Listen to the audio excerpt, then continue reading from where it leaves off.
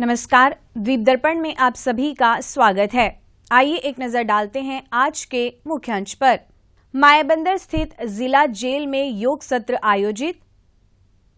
एकता और आपसी सम्मान की भावना के साथ ईद मिलन कार्यक्रम का हुआ आयोजन।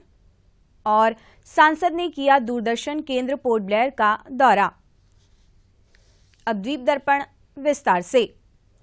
10वें अंतर्राष्ट्रीय योग दिवस के उपलक्ष्य में आयुष मंत्रालय मायाबंदर के अंतर्गत विभिन्न विभागों के बीच योग परिप्रेक्ष्य कार्यक्रम का आयोजन कर रहा है। उत्तर व मध्य अंडमान के उपायुक्त दिलकुश मीना और मायाबंदर के सहायक आयुक्त आशीष जून की देखरेख में कल मायाबंदर स्थित जिला जेल में योग सत्र का आयोजन किया गया। GDMO डॉक्टर प्रियंका इकबाल और मायाबंदर स्थित डॉक्टर RP अस्पताल की योग प्रशिक्षक पूजा कुमारी द्वारा सामान्य योग प्रोटोकॉल के अनुसार योग आसन कराए गए। कैदियों ने अपनी शारीरिक और मानसिक सेहत के लिए इस योग आसन कार्यक्रम में भाग लिया। मायाबंदर स्थित जिला जेल के चीफ हेड वार्डर PK घोष के समन्वय से प्राणायाम सहित अन्य यौगिक क्रियाएं की गई। गोलघर के लिंक रोड स्थित इस्लामिक गाइडेंस सेंटर द्वारा अपने सभागार में कल शाम ईद मिलन कार्यक्रम का आयोजन किया गया। इस मौके पर प्रशासन के मुख्य सचिव केशव चंद्र मुख्य अतिथि थे। कार्यक्रम में सांसद विष्णुपद रे, चिन्मय मिशन के स्वामी शुद्धानंद सरस्वती, पोर्ट ब्लेयर के bishop most reverend Vishwasam Selvaraj, police gurdwara के ज्ञानी राजेंद्र सिंह तथा इस्लामिक वेलफेयर सोसाइटी के सचिव MK मोहम्मद एवं अन्य गणमान्य अधिकारी तथा लोग मौजूद रहे। कार्यक्रम में विभिन्न समुदाय के लोगों को एक साथ लाकर एकता, सद्भाव और आपसी सम्मान की भावना को बढ़ावा देने के उद्देश्य से आयोजित इस ईद मिलन कार्यक्रम में इस्लामिक वेलफेयर सोसाइटी के सचिव, धर्म गुरुओं के साथ साथ सांसद तथा इस्लामिक वेलफेयर सोसाइटी के सदस्य ने भी अपने अपने विचार उपस्थिति के साथ साझा किए।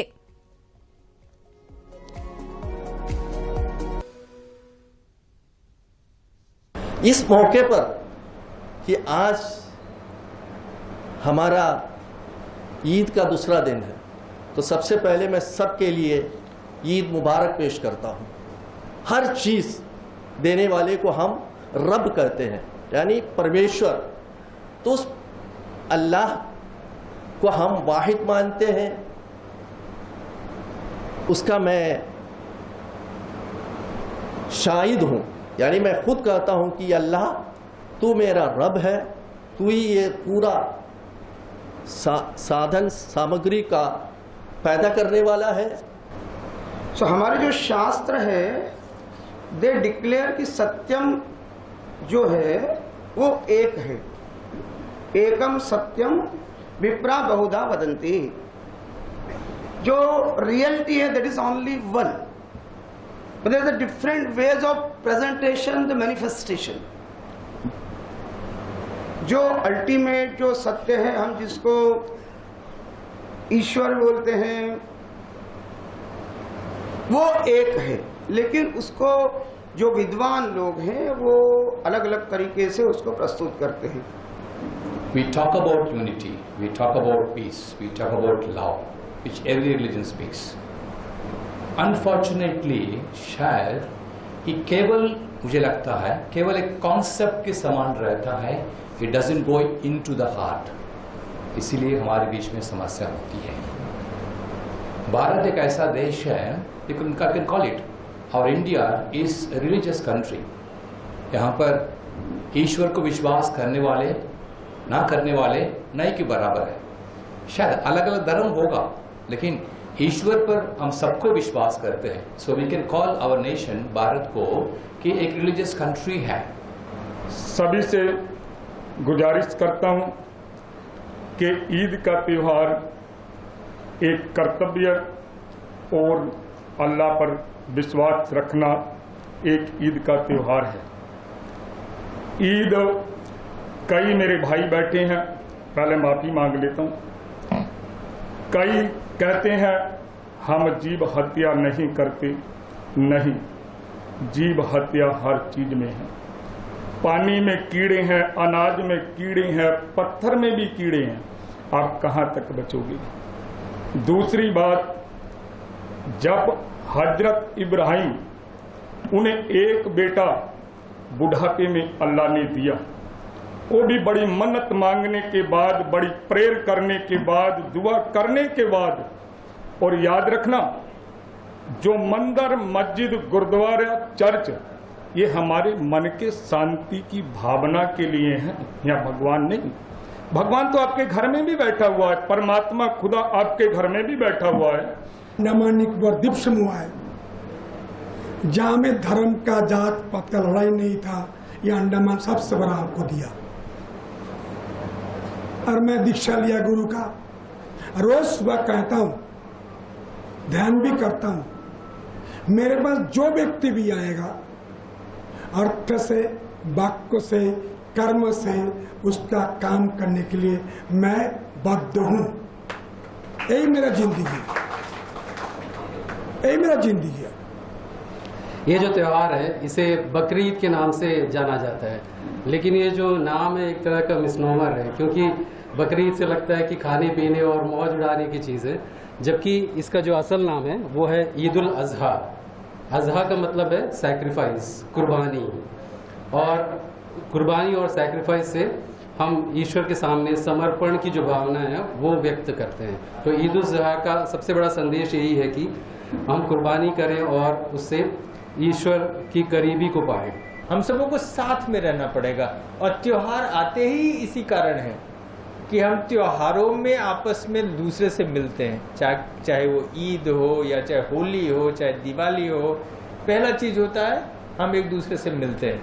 अब चूंकि व्हाट्सएप का जमाना आ गया तो सब व्हाट्सएप पे एक दूसरे को विश करते रहते हैं। जब नहीं था तो हम लोग एक दूसरे के घर जाते थे और सेवैयाँ खाने जाते थे और बहुत सारी चीजें होती थी। एक्चुअली समझने वाली चीज है, आप सही बोल रहे, सबके सबों ने बहुत ही बढ़िया किया। चूंकि मैं छोटा सा सिर्फ संदेश देना चाहता हूँ कि सारे धर्मों में सबों ने बताया कि सारे धर्मों में यही लिखा हुआ है कि एक दूसरे से सहयोग और आपस में कोई डिफरेंस नहीं रहे। जो कोई भी रिलीजन है वो सिर्फ एक ही चीज के लिए प्रेरित करता है, सारे रिलीजन की, एज एन इंडिविजुअल, एक आदमी की तरह मेरा जो परिमार्जन हो, परिमार्जन मतलब रिफॉर्मेशन हो, मैं और भी बढ़िया आदमी बन सकूं, वो रिलीजन सिर्फ उसी के लिए होता है। वो इसलिए नहीं होता है कि रिलीजन के थ्रू मैं समाज को बदल दूं और रिलीजन के थ्रू मैं अपने शहर को बदल दूं। जब वो मुद्दा आ जाता है तो फिर मुश्किल होना शुरू होता है। यदि रिलीजन सिर्फ मेरे रिफॉर्मेशन के लिए है, मैं और भी बढ़िया आदमी बनूं, हमारे में वैल्यू आता जाए और भी बढ़िया अच्छी वैल्यू आए, ईमानदारी आए, सहिष्णुता आए, एक दूसरे से भाईचारा बढ़े, वो रिलीजन का मतलब है। और इस बात को हमको समझना पड़ेगा। अंतर्राष्ट्रीय योग दिवस के उपलक्ष्य में वीर सावरकर अंतर्राष्ट्रीय हवाई अड्डा परिसर में 15 जून से 7 दिवसीय योग शिविर शुरू किया गया है। इस योग शिविर में विमानपत्तन प्राधिकरण, CISF, एयरलाइंस और एयरपोर्ट पर कार्यरत विभिन्न एजेंसियों के कर्मचारियों के साथ साथ आम जनता भी भाग ले सकते हैं। योग शिविर सुबह 6 बजे से सुबह 7:15 तक एयरपोर्ट के पार्किंग क्षेत्र में आयोजित किया जा रहा है। एयरपोर्ट निदेशक देवेंद्र यादव इस शिविर के योग प्रशिक्षक हैं। दीप दर्पण की अगली कड़ी इस ब्रेक के बाद।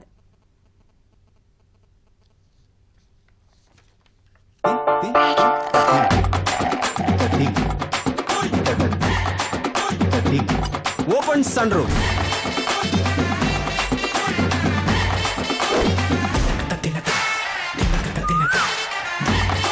दिल में बस जाए एक्स्टर।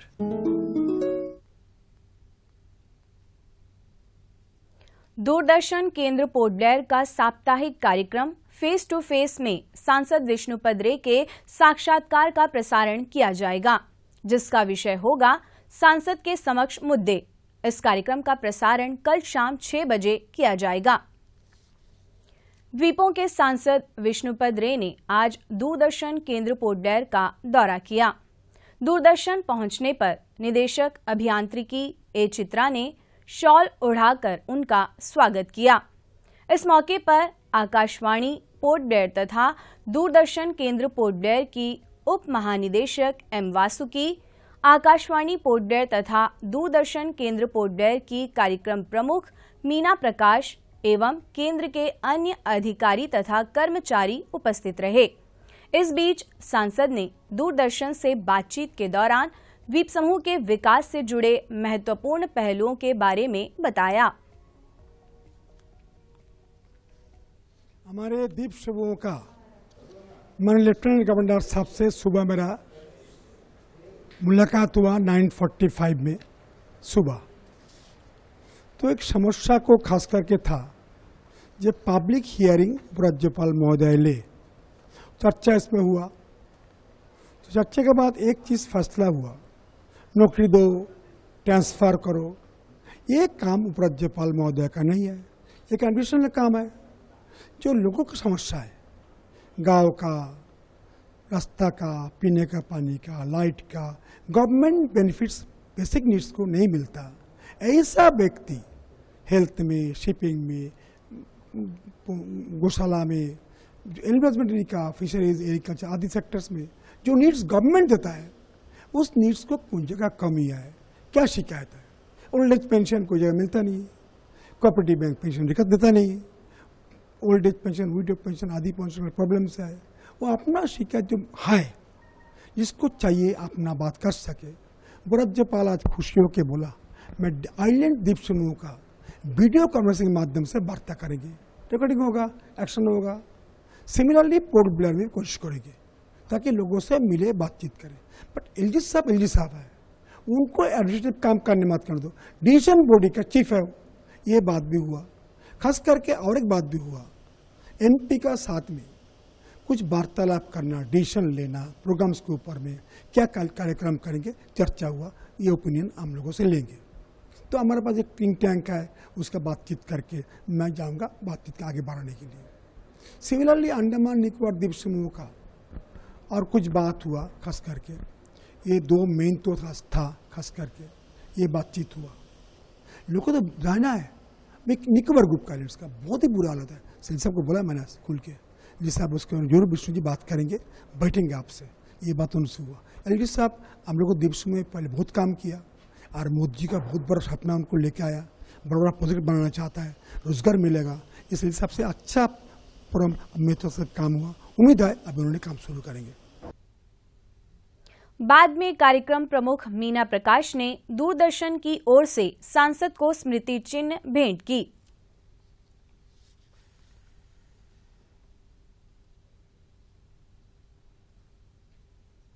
दीप दर्पण की अगली कड़ी इस ब्रेक के बाद।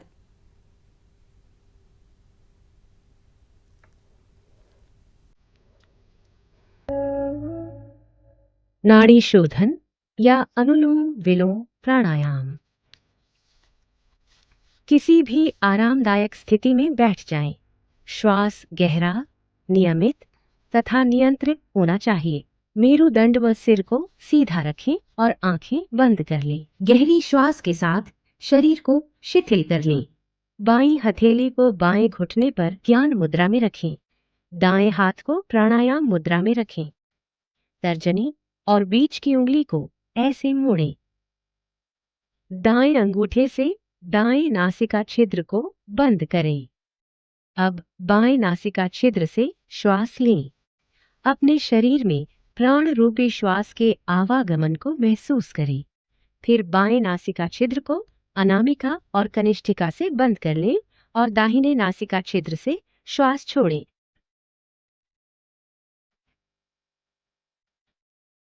अब दाहिने नासिका छिद्र से ही श्वास लें। अंगूठे से दाहिने नासिका छिद्र को बंद करें और बाएं नासिका छिद्र से श्वास छोड़ें। ये नाड़ी शोधन प्राणायाम का एक चक्र है। 4 चक्र और पूरे करें।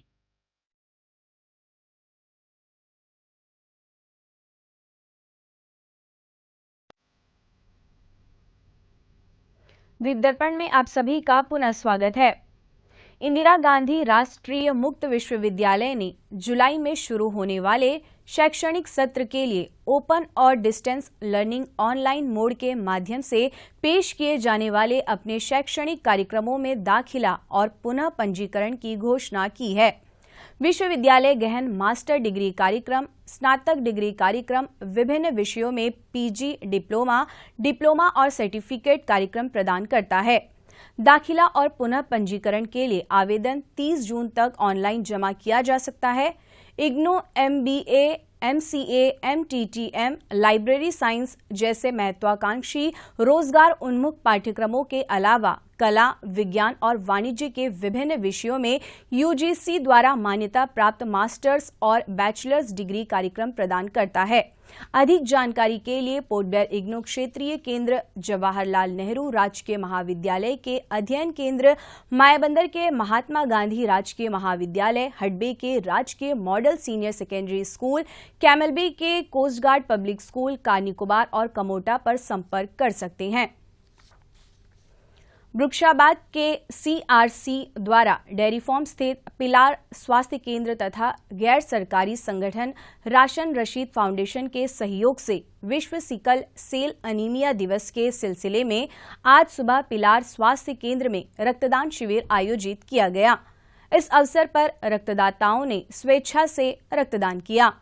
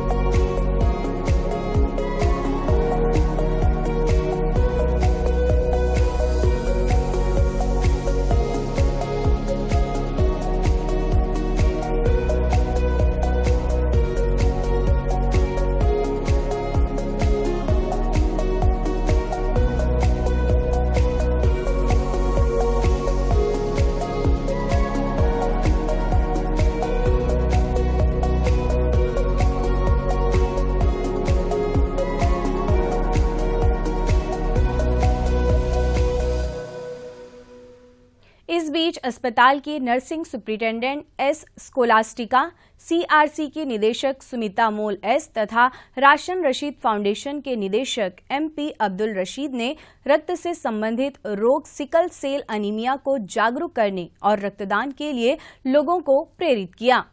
Our center, Composite Regional Center for Skill Development Empowerment of Persons with Multiple Disability, organizing the awareness program that is World Sickle Cell Day.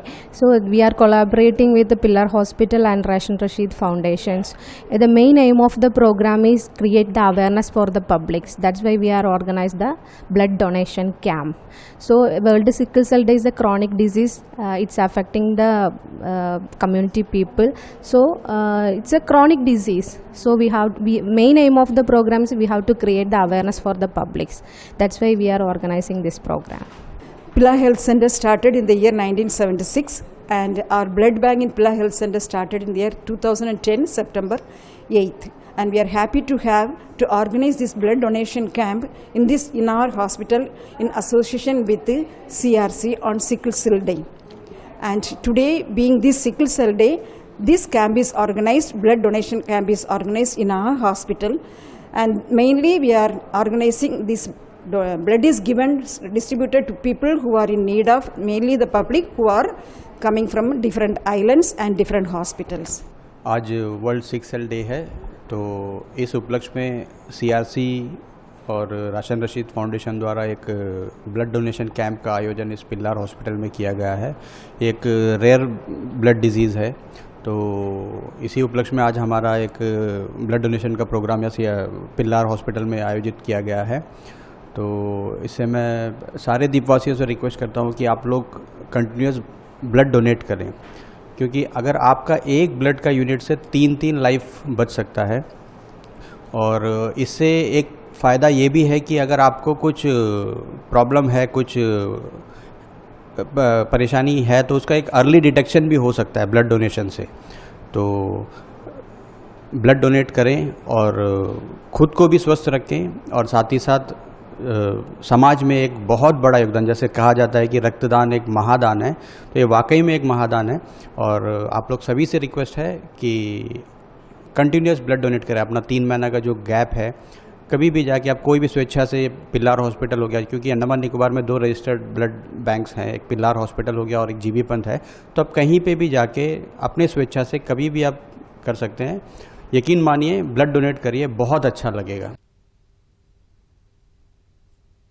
समाज कल्याण निदेशालय के तहत 5 विभिन्न CCI के प्रतिभागियों के लिए शिल्पकला तथा क्ले मॉडलिंग पर आयोजित कार्यक्रमशाला के प्रतिभागियों में प्रमाण पत्रों का वितरण करने के लिए आज सुबह डॉलीगंज में प्रमाण पत्र वितरण समारोह आयोजित किया गया। इस मौके पर समाज कल्याण निदेशक नितिन शाक्या, राज्य बाल सुरक्षा संस्था के नोडल अधिकारी अशोक विश्वास एवं अन्य लोग मौजूद रहे। कार्यक्रम में समाज कल्याण निदेशक तथा राज्य बाल सुरक्षा संस्था के नोडल अधिकारी ने इस कार्यशाला को और आगे ले जाने की बात कही। साथ ही बच्चों से उनके कौशल को आगे लाने का आग्रह भी किया गया।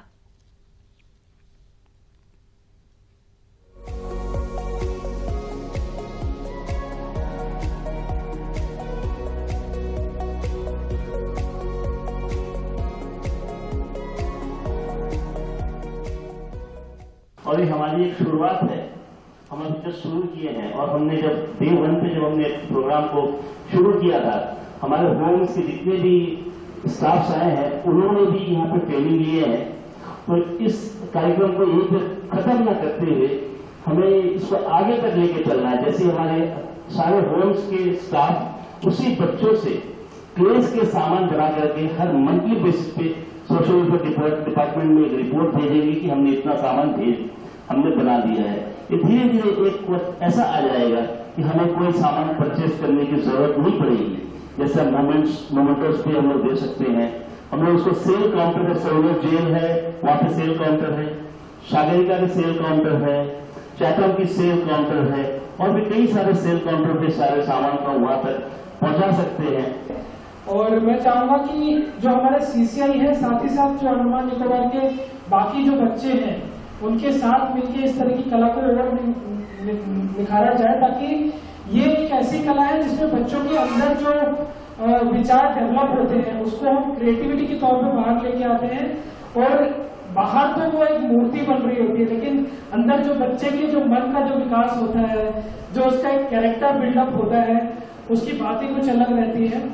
तो ज्यादा शब्द ना कहते हुए सिर्फ आपको शुक्रिया अदा करना चाहूंगा और इस विश्वास के साथ कि हम सब मिलके राशन रशीद साहब हो, इंटेक है, डायरेक्टरेट है और जितने भी सोशल वर्कर्स हैं, हम सब हाथ में हाथ मिला के इस पहल को आगे लेके जाएंगे और इन प्रोडक्ट्स को हर एक बच्चे के द्वारा बनवाएंगे और एक मार्केट इसके लिए क्रिएट करेंगे और एक जो नई सोच जो आप लोगों की तरफ से उजागर हुई है। इसके बाद इन अधिकारियों ने प्रतिभागी बच्चों में प्रमाण पत्रों का वितरण किया।